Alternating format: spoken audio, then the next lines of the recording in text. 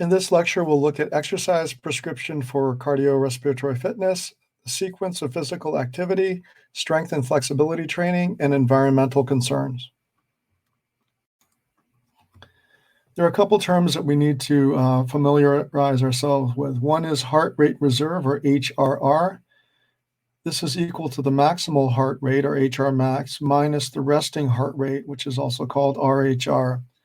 For example, if we have an individual with a heart rate maximum of 180 beats per minute and a resting heart rate of 64, then his heart rate reserve is simply the difference between those two. So it's 117 beats per minute. Similarly, there's something called the oxygen uptake reserve, which is VO2R. VO2R, or reserve, is VO2 max minus VO2 rest. So for an adult, VO2 rest is about 3.5 milliliters per kilogram per minute. Therefore, for an adult, VO2R is approximately VO2 max minus 3.5 milliliters of oxygen per kilogram per minute. In order to be effective for improving cardiorespiratory function, exercise needs to be dynamic, meaning it needs to lead to the movement of changes of joint angles. This is opposed to static exercise, which involves isometric contractions of muscles. Furthermore, the exercise should include large muscles, such as the muscles in the legs, torso, and arms. So exercises that would fall into this category would be things like walking, jogging, running, swimming, cycling, rowing, and dancing. Furthermore, the American College of Sports Medicine recommendation is that this exercise should be done 3 to 5 times per week. It should be 20 to 60 minutes per session. The intensity should be 40 to 89% of heart rate reserve, or equally, you could quantify this in terms of VO2 reserve. Again, it would be 40 to 89%. And we could do it either moderate intensity or vigorous intensity. And we've talked already about quite a bit about some of the benefits of moderate versus vigorous and vigorous versus moderate. But moderate intensity exercise is 40 to 59% of heart rate reserve, whereas vigorous is 60 to 69% of heart rate reserve. And finally, we've talked about the volume of exercise. And so the recommended volume is 500 to 1,000 MET minutes per week. We've talked previously about setting the appropriate dosage of exercise. So one of the factors that governs dosage is frequency. So let's take a look at this graph first of all. So we can see on the y-axis percent improvement in VO2 max. So the idea is that with exercise, people will show improvement in VO2 max. And then across the x-axis, we see different levels of intensity of exercise. So for example, 40% VO2 max up to 100% VO2 max. We also see frequency, which is the number of sessions per week. So 2 per week, all the way up to 5 sessions per week. And finally, we see the duration of the individual sessions, going from 10 minutes all the way up to 40 minutes. And we can see, let's take the lowest intensity exercise. So for example, 40% VO2 max, done twice a week with a duration of 10 minutes per day. Well, this person would show some improvements in exercise. In VO2 max, according to this graph, which is good. They'll get even more improvement if they were to say do 60% of VO2 max for 3 times per week with a total duration per session of 20 minutes. And so this would put them in this optimal range. And you could go a little bit higher. You could do, say, 80% of VO2 max 4 times a week with a duration of 30 minutes. And they're still within this sort of optimal range. And so they're sort of maxing out. They're getting very good. Now, if you go even higher, let's say we do 100% VO2 max. So I'm not sure if that's possible for 40 minutes, but okay. Let's say it's 95% instead of 100%. That'd be more realistic. For 40 minutes, and you do that 5 days a week. Well, okay, you're actually have already reached the plateau. So there's no improvement over the less strenuous exercise 4 times at a lower frequency and with shorter duration of exercise per session. The big difference, however, is that there's an increase in the risk of orthopedic problems and cardiac complications when the body is pushed this hard. Okay, so let's go back then. Now that we understand this graph, let's look at some of the general recommendations we can derive from this. For moderate intensity exercises, it's recommended that in order to get the volume of exercise high enough, you would need to do about exercise 5 days a week or more. Now, if you're doing vigorous intensity exercises, you can get away with 3 days a week, or potentially a little bit more. And again, the very minimum number of days per week in order to see some response in terms of, or improvement in cardiorespiratory function is 2 days per week. This would generally require fairly vigorous intensity exercises, which is not necessarily appropriate for all people, particularly someone who's previously sedentary. This would not be appropriate. And the other point that we've made here, and we can see in this graph, is the gains level off after about 3 to 4 sessions per week. So in other words, really about 4 sessions per week is sort of the maximum. And so one way of doing this is simply to alternate days between exercise and not exercise. That would be ideal. And again, as I said earlier, higher frequencies of exercise, particularly at high intensity, which is being shown here, that's going to be associated with an increased risk of injury. You can, of course, do the higher frequency with moderate intensity exercise, and that would actually be appropriate for someone who's perhaps sedentary or a little bit out of shape. They would want to start with the more moderate level of exercise and perhaps do it 5 days a week. So one of the most important questions is in determining or prescribing exercise is to determine the appropriate intensity. For most people, in order to have the best cardiorespiratory function improvements, an intensity about 60 to 80% of VO2 max would be best. For someone who's sedentary or in poor shape or has perhaps some other conditions, a lower intensity exercise would be more appropriate. In fact, those people will show, for example, a person who's sedentary, if they do 40% of VO2 max, they'll see some improvements in cardiorespiratory function. Now, eventually, they may get to the point where they could do the higher level of exercise at, say, 60 to 80% of VO2 max. But initially, to start, they might want to start at the lower end at, say, 40% of VO2 max. Now, as we mentioned, VO2 max and measuring VO2 is sort of the gold standard, but it's actually, there are practical reasons why it's actually quite difficult.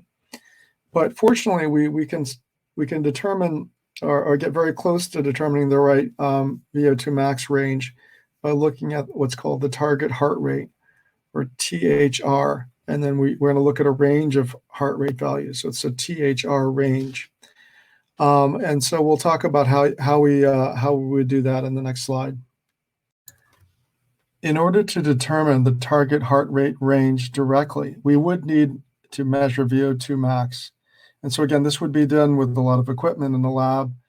Let's imagine that we've done this. We've taken a 20-year-old subject, put them on a treadmill, and we measure the subject's VO2 max, and it turns out to be 12 METs. In other words, 1 MET is the resting amount of oxygen used. It's the resting metabolic rate. So this, at his maximum, he can go do 12 times that. He's using 12 times or consuming 12 times much more oxygen at the maximal exercise rate he can do. Okay, so now the VO2 max is 12 METs. Now we're going to assume that there's a linear relationship between heart rate and oxygen utilization, and that's pretty much been borne out by the evidence, and we've talked about this in the past, that's generally going to be a linear relationship. And so what you do then is with this direct method is we're going to find the target heart rate range by doing this graded exercise test, finding VO2 max. It's 10 METs, and now we just simply want to know what this range is from 60 to 80%. So to get the number of METs at 60%, we just take 12 multiplied by 0.6, and we get 7.2. To get the upper range, we say we use 12 multiplied by 0.8, and we get 9.6 mets. So now we have the number of metabolic equivalents for the lower and the upper range for this target heart range. And because everything's linear, we can read off. We go up from the x-axis and we say, okay, well, what's the heart rate that corresponds to these metabolic METs?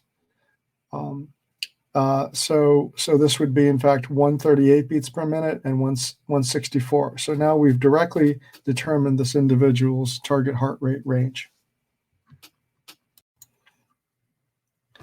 Of course, not everyone has the equipment to measure VO2 max. So we're going to talk about two indirect methods for determining the heart rate range. The first method is called the heart rate reserve method, also called the Karavonen method. To do this, you subtract the resting heart rate, or RHR, from the maximal heart rate to obtain the heart rate reserve, or HRR. Then you take 60% and 80% of the HRR and add each of these two values to the resting heart rate to obtain the target heart range. So for example, if we have a subject who has a maximal heart rate of 200 beats per minute and a resting heart rate of 60 beats per minute, then the heart rate range is 140. 0.6 multiplied by 140 is 84. 0.8 multiplied by 140 is 112. We would take now the resting heart rate, which was 60 beats per minute, add the 84 to get 144. That's the lower range, lower limit of the heart rate, target heart rate range. And then we take 60, which is the resting heart rate, plus 112 to get 172. And that'll be our upper limit to our heart rate range. So the target heart rate range is 144 to 172. Another indirect method for finding the target heart rate range is even simpler. You simply take the maximal heart rate and then use the percentages 70% and 85% to determine the heart rate range. For example, if a subject has a maximal heart rate of 200 beats per minute, the target heart rate range would be 140 to 170 beats per minute. Note that this range is slightly lower than the range found with the Karavonen method, which yielded a target heart rate of 144 to 172. In practical terms, though, these two methods are really very similar. Note that both of these indirect methods require knowledge of the maximal heart rate, which we may not have. We can estimate this using an equation. Well, first of all, you can measure it directly. So you could do a graded exercise test. So if you have a healthy young individual, you could sort of see how quickly they could, increase the exercise intensity and see what point they get to a certain heart rate. That should be done, of course, with some caution. But you can also estimate it. So, for example, that heart rate maximal heart rate can be estimated using this equation, which is 220 minus the age. There's a slightly more modern and more accurate version of the same equation, which is heart rate max equals 207 minus 0.7 multiplied by the age. Sometimes you'll see this as 208 minus 0.7 multiplied by the age. The second formula tends to work a little bit better with younger individuals and with older individuals. Okay, once we calculate the target heart range, we should keep in mind that this is simply a guideline. It should be used together with other information, such as signs or symptoms of disease, the degree of effort that the person is exhibiting, and this will help us determine a reasonable exercise intensity for the individual. One thing that's very helpful, and we've mentioned this before, is the Borg rating of perceived exertion, or RPE scale, which may be used in addition to heart rate. The original Borg scale, recall, is from 6 to 20, with a rating of 6, meaning that the individual perceives no exertion at all, and 20 means that the individual perceives a maximal exertion of effort. And a number of studies have shown that RPE of 12 to 17 is corresponds to about 40 to 89% of the heart rate reserve. So it's relatively easy to check a subject to see if they're within the target heart rate range.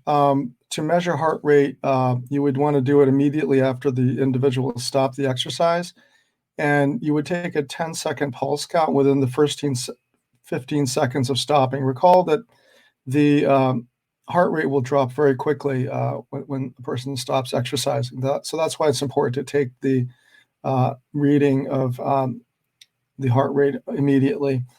So it may be taken from either the radial artery or the carotid artery.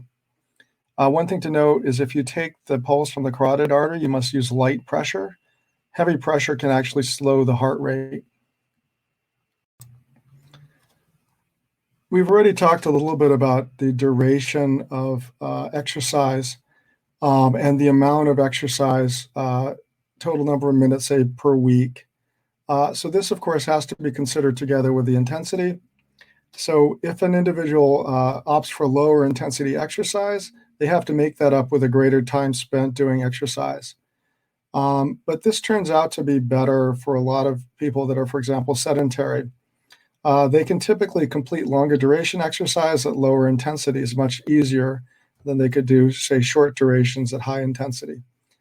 For example, in a study of postmenopausal overweight or obese women, the women who did moderate intensity exercise, which was at 50% of VO2 peak, for more minutes per week, had greater gains in fitness, measured as an increase in VO2 peak over time, compared with women who exercise fewer minutes per week. So it is possible to make significant gains at, say, 50% VO2 peak, as long as the duration of the exercise is appropriate. Here are the take-home messages. In prescribing exercise for a sedentary person, the sedentary person should go through a health status screening before participating in exercise. It may also be wise to also do a health status screening if a person who's been doing moderate exercise wants to go to really vigorous exercise. Now, this doesn't necessarily mean that the person would need to see a medical professional. We talked about this in great length previously, but they would go through a questionnaire and go through the various steps to determine if they actually need to see a doctor or not, or if they can start exercising. Exercise programs for previously sedentary persons should start with moderate intensity exercise, such as brisk walking, and focus on increasing frequency and duration to gain additional health benefits before intensity is increased. The optimal characteristics of an exercise program are an intensity of 60 to 80% of VO2 max, a frequency of 3 to 4 times per week. The duration could be calibrated by the need to expend about 200 to 300 kilocalories per exercise session. The target heart rate range is usually optimally about 60 to 80% of the heart rate reserve. This can be also estimated as 70 to 85% of the maximal heart rate. These are reasonable estimates to start an exercise program. Again, they're more of a guideline rather than a set rule, and so we should take into account things like the perceived effort on behalf of the person. We're going to look next at a few different sequences. The first will be a walking sequence. So this is clearly for beginners. And it's really the best exercise for a sedentary individual. They can start at a comfortable speed for, say, 15 minutes and gradually increase the duration and speed. And I won't go through talking about this, but you can see that, there's a very nice, simple progression that the person would go through if they follow this program. For a jogging program, and we're sort of assuming that this is a person who hasn't been doing a lot of exercise, it's recommended they actually complete the walking program first. They walk and stretch before each session. And so they would start by adding in some running when walking. So in other words, you do sort of a jog and walk, that sort of, and that's really very effective. This is also very effective with children. They get tired, and so they don't really. So for younger children, running continuously is probably not the best thing. but they're very good at walking and running and going back and forth. So this has been the sort of thing that's been picked up at a lot of schools. They do sort of a jog/walk. And just as with the walking, which we talked about, you can do a gradual progression where you increase speed and duration of running, and it's all laid out here. So assuming we've been following this person and their exercise goals and so forth, and we find that the person who's been exercising has been able to exercise now within their target heart rate range. And at this point, okay, they've been doing the exercising, the jogging, the walking, so forth. Maybe they want to add some more different interesting things. And so games and sports are really a great way to maintain the interest in physical activity. It's the important thing is to pick games and sports that are appropriate for the individuals. So obviously, intense exercises are more exciting for young people. For older people, a game like pickleball, which I think actually is very fun, is a really nice exercise. It is aerobic. It's sort of intermittent in nature, but it is aerobic. But there's also a very low risk of injury with pickleball. So there are lots of really good games for people at different levels of ability. I should note that one of the downsides with games as sports is their intermittent nature. In other words, there's periods of high aerobic activity interspersed with very low weights of high aerobic activity. So someone who's very serious about maintaining their cardiorespiratory fitness should probably do both. They should probably have sports and games, but additionally, they should maintain the jogging or the walking to be able to spend enough time within their target heart rate range. And it's really very difficult to guarantee that with a sport or a game. And so sport and game could be a supplement to their other, say their walking or their jogging program. So in the past, resistance exercise, although very important, was sort of ignored. So in the early recommendations, the focus was pretty much on aerobic exercise and endurance exercise. But now in the more recent recommendations, there's been a real recognition that resistance exercise is very important. And so muscular strength and flexibility are important components of a complete fitness program. And so this will aim to increase and maintain strength. And it has really a lot of additional health benefits. Just one that's very important is increasing skeletal muscle mass helps with the maintenance of blood glucose levels. And the reason for this is because after a meal, skeletal muscle acts as sort of a reserve in which if there's insulin secreted, then glucose can be taken up into skeletal muscle. So the more skeletal muscle you have, the easier it is to control that spike in blood glucose immediately after a meal. So that's just one of many, but there are many really quite important benefits to maintaining muscular strength. So the American College of Sports Medicine recommendation is that we should do dynamic exercises that are resistance exercises, and that these should be done on a routine basis. In this table, we can compare some of the benefits of aerobic exercise and resistance exercise. Let's take a look at peak VO2 because we've discussed that a lot. Recall that peak VO2 is simply the same thing as VO2 max. It's just that if you're not doing, say, running on a treadmill, you may get slightly lower values. So you might refer to, say, working on a cycle ergometer as peak VO2 instead of VO2 max. Now, note that with the aerobic exercise, it's extremely good at increasing peak VO2 max, as you would expect. So it has a really large cardiorespiratory effect. Now, resistance exercise, it has two symbols. One shows that there's some effect, and then another one, this other symbol shows that there's a negligible effect. And so presumably what they're trying to indicate here is that it's different studies are probably showing different effects. Some are showing some response and others none whatsoever. But clearly you can see the difference, which is if you want to have an increase in your cardiorespiratory fitness, you really want to go with the aerobic exercise. Let's look at one where resistance exercise does a lot better. So if you look at muscular strength, not surprisingly, resistance exercise has an enormous effect, whereas aerobic exercise really has almost no effect, so negligible effect. It doesn't mean there might be some effect, but it's very small. And I won't go through these any more than that, but you can see that there are clearly differences between the two types of exercise. And that's really the reason, that's the point here, which is of this table, which is that it's showing you that really to have a complete fitness program, you should really have both aerobic and resistance exercise. Let's next look at some of the recommendations. So the American College of Sports Medicine recommendation is one set of 8 to 10 exercises. So each exercise would be focused on a different major muscle group in the body. And within that, and so as you're exercising, say that one group, you do 8 to 12 repetitions for a set. And then you do 2 to 3 sessions per week. And that's sufficient according to this recommendation. Now, if that's for just basic like health issues, like if you're trying to keep up the muscular strength and have good health, but if your goal really is to improve strength, then multiple sets are going to be more effective, and there's quite a lot of evidence for that.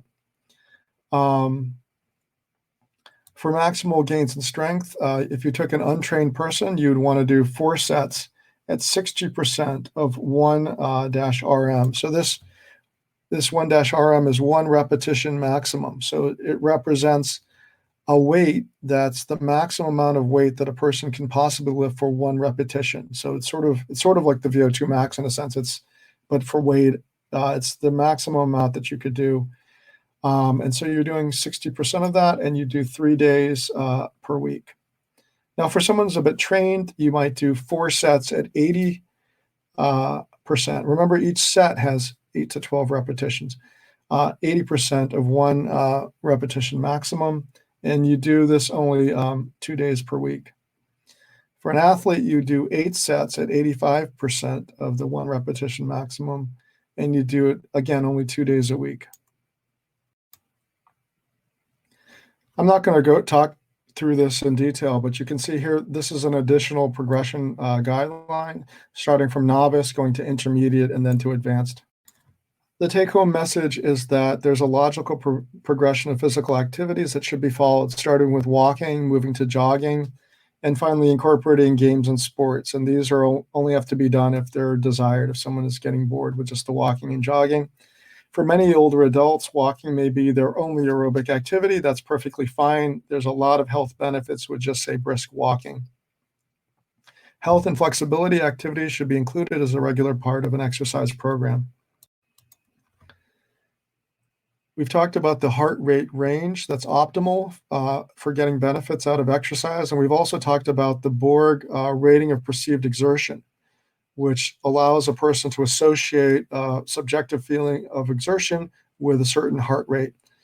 Well, both of those are very useful. So if an athlete or a person who's exercising gets used to measuring their heart rate, or if they're able to use this rating of perceived exertion to monitor their heart rate, those are good things because they can help the person to maintain their exercise within the correct target heart rate range.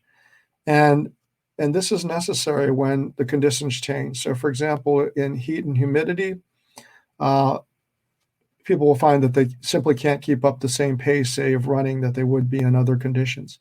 And this effect can be really very dramatic. And the reason for this, of course, is in a hot and humid environment, it's very difficult because the body builds up a lot of heat due to the active skeletal muscles. During exercise, it becomes very difficult to get rid of this excess heat, though, which you wouldn't have so much difficulty in, say, cooler or drier weather. And so to get rid of the heat, there's a lot of blood flow to the skin. And of course, driving that blood flow is the heart. And so the heart will have to work harder.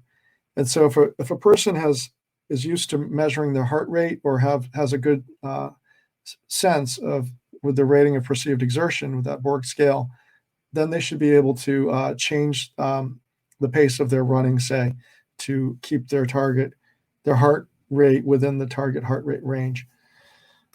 Same goes for altitude. Of course, if you go to altitude, you'll find that you can't exercise nearly as hard, at least initially in the first couple of weeks. And the reason for this is there's simply not there's much less oxygen because the total atmospheric pressure is lower, so there's less oxygen per unit volume of air. This leads to a decrease in the amount of oxygen bound to hemoglobin. To make up for that, to deliver the same amount of oxygen to active skeletal muscle, the heart has to work a lot harder. There's an increase in cardiac output. So again, paying attention to the target heart rate range or the rating of perceived exertion would be very helpful in that situation also. Of course, cold can also be a little bit dangerous, so people should dress appropriate and avoid dangerous cold and wind conditions. The target heart rate acts as a guide to adjust exercise intensity in adverse environments such as high temperature and humidity or altitude. A decrease in exercise intensity will counter the effects of high environmental temperature and humidity to allow one to stay in the correct target heart rate zone. I'd like to end by talking about high-intensity interval training. This is a type of training that's actually been around for a very long time, but lately there's been a lot of interest in HIIT programs. What they are is a type of exercise in which you alternate between essentially maximal exercise for a certain short period of time, followed by a rest period, followed by maximal exercise, followed by a rest period, going back and forth. And there's really different protocols, so there's not really any one protocol. But this has some really interesting advantages. One is it produces very large physiological changes relatively rapidly without spending a long time exercising. So it can greatly decrease the amount of time spent exercising. So of course, people are excited about that. It's known to increase oxidative capacity. It increases fat oxidation, increases resting muscle glycogen levels, increases performance. So it has a lot of really good advantages. Of course, there's some disadvantages. It's extremely demanding. So really, it's if you're going to do a HIIT type training, the way it's really conceived of for athletes is extremely demanding. And for this reason, actually potentially dangerous. For someone who's not really in very good shape, this would be the worst type of program for them to do is if they tried to follow a very strict HIIT type exercise program. Having said that, though, there are, again, going back to the advantages, people actually find it enjoyable. I mean, even though you do this really strong really high intensity exercise, the fact that it's for a limited time and then you get to rest a little bit because you go to a lower intensity exercise and you go back and forth actually tends to make it a little bit more interesting than just having a constant level of exercise. So there are certainly some advantages to that in terms of having it be something a little bit more interesting to do. And so there has been interest in coming out with more moderate versions of HIIT training where it's not quite as extreme, and actually taken to the logical limit. We talked about the sort of jog walk exercise. That is in fact a kind of a interval training, and so that is appropriate. That is good for someone who's say someone who's good at brisk walking, and they want to take it to the next level. They could essentially do a type of interval training where they do jogging and then back to brisk walking, back to jogging, back and forth like that. And that would get them used to the next or higher level of intensity of exercise. So the HIIT programs are really interesting. They're great for athletes, but I think a sort of a modified version would be good for most other people.